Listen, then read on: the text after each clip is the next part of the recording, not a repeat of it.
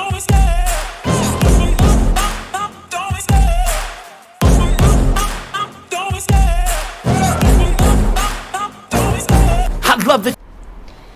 Guys, welcome back to U visa consultancy. Once again मैं अनुराधा आप सभी के सामने हाजिर हूँ नई अपडेट्स लेकर।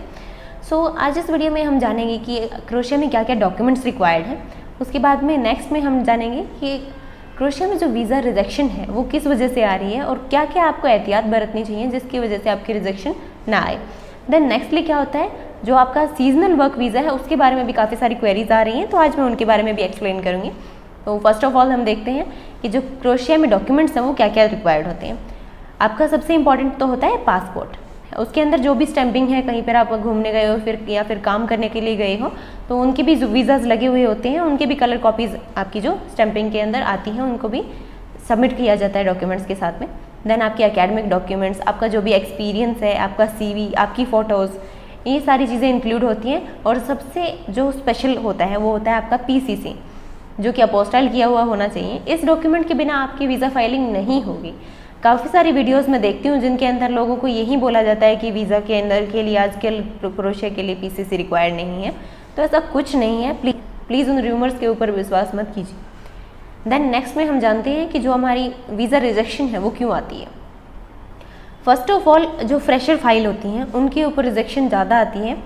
दूसरा रीज़न जो होता है क्रोशिया के अंदर रिफ्यूज़ल आने का वो होता है फेक डॉक्यूमेंट्स। काफ़ी सारे लोग हैं जो कि फेक डॉक्यूमेंट्स लगा देते हैं, जो जिनके पास में प्रॉपर डॉक्यूमेंटेशन नहीं होती है, तो वो क्या करते हैं, अपने नकली डॉक्यूमेंट बनवाते हैं और लगवा देते हैं, तो उसकी वजह से भी रिजेक्शन आता है। तीसरा जो होता है एम्प्लॉयर की गलती से। एम्प्लॉयर की गलती से इन द सेंस जो आपका एजेंट होता है उसने एम्प्लॉयर के साथ में बात की, या फिर उन्होंने जो आपके एजेंट हैं उन्होंने आपको झूठ बोला और आपकी जो एडिटिंग करके आपको आपका जो वर्क परमिट है वो प्रोवाइड करवा दिया, जो कॉन्ट्रैक्ट है वो प्रोवाइड करवा दिया, जो कि ओरिजिनल नहीं है। वो भी अगर फेक है तो भी आपकी रिजेक्शन आएगी। देन आपको क्या क्या सावधानियां बरतनी चाहिए। पहला तो यही होना चाहिए कि आप अगर फ्रेशर हो तो कोशिश करो कि कोई ना कोई काम आपने किया हुआ हो, या फिर कहीं भी आप घूमने फिरने या फिर काम करने के लिए गए हुए हो। अगर ऐसी फाइल है तो आप अपनी फ़ाइल लगाइए, उसके अंदर बेनिफिट्स भी होंगे आपको, आपका टाइम भी कम लगेगा। कम तो देखो क्या ही लगेगा कि 3-4 मंथ तो लगेंगे ही, ऑब्वियस सी बात है। ये टाइम तो अभी एम्बेसी भी ज़्यादा नहीं लेने लगी है, पहले एम्बेसी भी कम टाइम लेती थी, विदिन 1 मंथ आपका वीज़ा आ जाता था। सो मैं आप सभी से यही कहना चाहती हूँ कि अपने डॉक्यूमेंट्स हैं उनके बारे में आप थोड़ा सा केयरफुलनेस बरतिए ताकि आपका वीज़ा रिजेक्ट ना हो। देन नेक्स्ट हम जानते हैं सीजनल वीज़ा के बारे में। सीजनल वीज़ा के बारे में मेरे पास में क्वेरीज भी आती हैं और काफ़ी सारी कमेंट्स भी आती हैं। सीजनल वीज़ा के बारे में जानते हैं हम। सीजनल वीज़ा एक ऐसा वीज़ा होता है जिसके अंदर टाइम पीरियड अलग अलग होता है। कहीं पर 3 महीने का होता है, कहीं पर 6 महीने का, कहीं पर 9 महीने का, ऐसा वीज़ा लगता है कुछ टाइम के लिए। उस वीज़ा के अंदर काफ़ी सारे लोग बोलते हैं कि सीजनल वीज़ा में TRC नहीं बनती है। ये बहुत बड़ी मिथ है, ऐसा कुछ नहीं है। अगर आप कहीं पर भी काम करने जा रहे हो तो एक TRC एक लीगल डॉक्यूमेंट होता है जो कि आपको प्रोवाइड किया ही जाता है, चाहे वो कितने भी टाइम के लिए हो। देन TRC भी मिलेगी आपको। उसके बाद में अदर फैसिलिटीज़ होती हैं वो भी आपको प्रोवाइड की जाती हैं। इसमें काम क्या क्या होता है उसके बारे में भी हमें पता होना चाहिए। फर्स्ट ऑफ ऑल इसके अंदर काम क्या होते हैं, इसके अंदर आता है एग्रीकल्चर, होटल मैनेजमेंट, रेस्टोरेंट, या फिर लैंग्वेज कोर्स होते हैं, समर कैंप्स होते हैं। इनके अंदर सीजनल वीज़ा की रिक्वायरमेंट होती है। कुछ टाइम के लिए इनको लोग हायर करने होते हैं, जो कि मोस्टली आप मान सकते हो कि जो क्रोशिया है उसके अंदर टूरिज़्म सेक्टर ज़्यादा अच्छा है। तो टूरिज़्म सेक्टर में आपको होटल्स के अंदर, रेस्टोरेंट्स के अंदर सीजनल वीज़ाज़ मिलते हैं। अगर आप भी उनमें इंटरेस्ट रखते हो तो आप वहाँ पे काम कर सकते हो।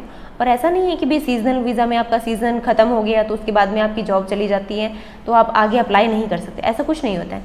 जब भी आप अगर कहीं पर सीजनल वीज़ा में जाते हो तो आपको एक वैसे ही, जैसे कि सिंपली आप अगर काम छोड़ते हो एक वीज़ा के अंदर, एक कंपनी के अंदर से, तो वैसे ही आपको 1 महीने का टाइम दिया जाता है। 1 महीने का जो टाइम होता है उसी टाइम के अंदर आपको आपका काम करना होता है। मतलब कि जो नई कंपनी है उसके साथ में बॉन्ड साइन करना होता है, जॉब कॉन्ट्रैक्ट होता है वो साइन करना होता है, और अपना वर्क परमिट है वो अप्लाई कर देना होता है। उस टाइम में अगर आप ये रिक्वायरमेंट्स कंप्लीट कर देते हो तो आपको इंडिया वापस आने की कोई ज़रूरत नहीं है। आप वहीं पे अपना काम फिर से स्टार्ट कर सकते हो और अपनी प्रोसेस है उसको आगे बढ़ाकर अपना काम आगे एक्सटेंड कर सकते हो। तो ऐसा बिल्कुल नहीं है कि अगर आप सीजनल वीज़ा के अंदर गए हो तो आपको आगे काम नहीं मिलेगा। अगर आप अपने पूरे एफर्ट्स लगाते हो तो आपको सीजनल वीज़ा में भी काम मिलता है, और सीजनल वीज़ा के एंड होने के बाद आपको जो रेगुलर काम होते हैं उसके अंदर भी काम मिलता है। सो यही आज की अपडेट्स थी। तो thank you so much. And अगर आपको कोई भी और क्वेरी हो किसी भी और कंट्री के बारे में या फिर किसी भी टॉपिक के बारे में अगर आपको जानना है तो आप हमसे कॉन्टैक्ट कर सकते हैं।